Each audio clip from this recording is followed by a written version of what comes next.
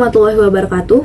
Halo semuanya, perkenalkan nama saya Raisa Azaria Sutalaksana. Di video kali ini, saya akan berbagi kisah-kisah horor, bukan hanya pengalaman saya pribadi, tetapi juga pengalaman menyeramkan dari keluarga dan kerabat dekat saya.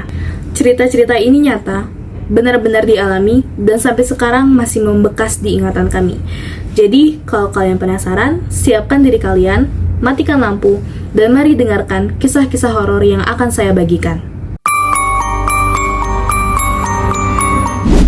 Waktu kecil, aku sering menghabiskan waktu di rumah nenek.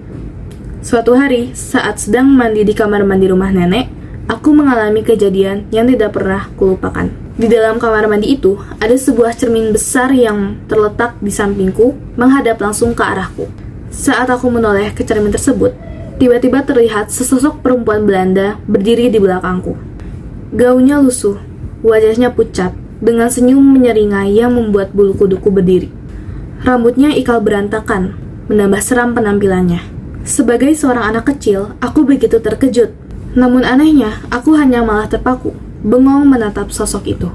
Begitu memberanikan diri menoleh ke belakang, ternyata tidak ada siapapun di sana. Beberapa hari kemudian, masih di rumah nenek, aku kembali mengalami kejadian menyeramkan. Saat itu, aku sedang sendirian di rumah karena keluargaku sedang pergi. Aku merasa lapar dan berniat mencari makan di dapur. Di rumah nenek, ada sebuah cermin besar yang menghadap ke arah meja makan dan dapur. Ketika aku iseng bercermin, aku sekilas melihat sesosok perempuan berjalan dari arah dapur menuju musola yang terletak di sampingnya. Jantungku langsung berdegup kencang. Perempuan itu sama persis dengan yang pernah aku lihat sebelumnya. Nona Belanda bergaun lusuh, melayang tanpa terlihat kakinya. Sebagai anak kecil, rasa takutku tidak terbendung. Aku langsung berlari ke kamar, bersembunyi di balik selimut, dan tidak berani keluar lagi.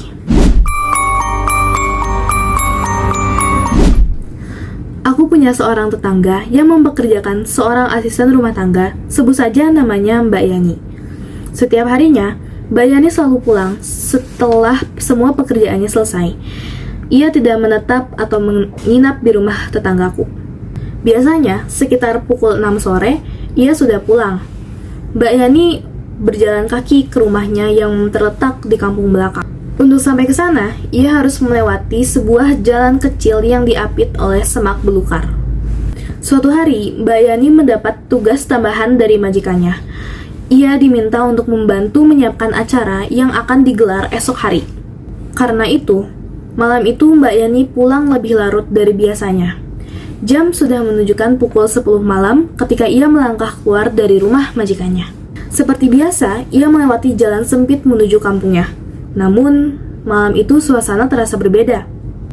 Jalanan gelap, pencahayaan nyaris tidak ada, dan hanya suara langkah kakinya yang terdengar di antara sunyi.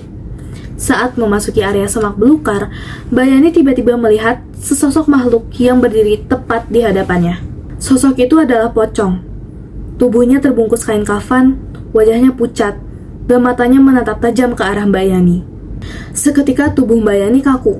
Ia ingin berlari, tapi kakinya terasa berat. Ia juga berusaha membacakan ayat kursi, namun lidahnya keluh. Mulutnya sulit bergerak untuk melafalkan bacaan. Beberapa detik berlalu seperti keabadian, hingga akhirnya Mbak Yani tersadar dan berhasil menggerakkan tubuhnya. Ia langsung berlari sekuat tenaga meninggalkan tempat itu tanpa berani menoleh ke belakang. Sejak malam mencekam tersebut, Mbak Yani sudah tak pernah pulang larut lagi. Baginya, sudah cukup sekali saja ia mengalami kejadian menyeramkan. Aku memiliki seorang sepupu, sebut saja namanya Alan. Beberapa waktu lalu, Alan baru saja pindah ke rumah barunya. Pada awalnya, segalanya terasa normal. Tak ada hal aneh yang terjadi. Semuanya tampak baik-baik saja. Namun, semakin lama Alan tinggal di sana, semakin banyak kejadian janggal yang ia alami. Suatu hari, ia mendengar suara ketukan di jendela kamarnya, seolah ada seseorang yang lewat dan mengetuk kaca. Yang membuatnya merinding, kamar Alan berada di lantai 2. Mustahil ada orang yang lewat dan mengetuk jendela setinggi itu. Tidak hanya itu, setiap malam Alan mendengar suara air keran di kamar mandi yang suaranya itu seolah kerannya terbuka penuh. Suara air yang deras jelas terdengar sampai ke kamarnya. Tetapi, tiap kali ia memberanikan diri untuk mengecek, keran itu selalu dalam keadaan tertutup rapat, tidak menetes sedikit pun. Pernah juga Alan dipertemukan langsung dengan sesosok makhluk yang menyeramkan. Penampakan itu membuatnya berteriak histeris dan berlari ketakutan. Karena terlalu sering diganggu, akhirnya orang tuanya memutuskan untuk mengadakan pengajian di rumah tersebut. Tujuannya tidak lain untuk menenangkan suasana sekaligus mengusir hal gaib yang mengganggu. Sejak saat itu, kejadian-kejadian aneh di rumah Alan perlahan menghilang. Rumah yang dulunya dipenuhi rasa takut, kini menjadi tenang dan nyaman untuk ditinggali. Itu tadi kisah horor yang bisa saya bagikan kali ini. Semoga kalian bisa mengambil pelajaran bahwa dunia ini bukan hanya milik kita saja, tetapi juga ada hal-hal gaib yang bisa datang tanpa kita undang. Terima kasih sudah mendengarkan cerita saya sampai selesai. Kalau kalian punya pengalaman horor juga, boleh ditulis di kolom komentar. Siapa tahu lain kali bisa saya ceritakan. Sampai jumpa di cerita horor selanjutnya. Tetap waspada dan jangan pernah merasa sendirian.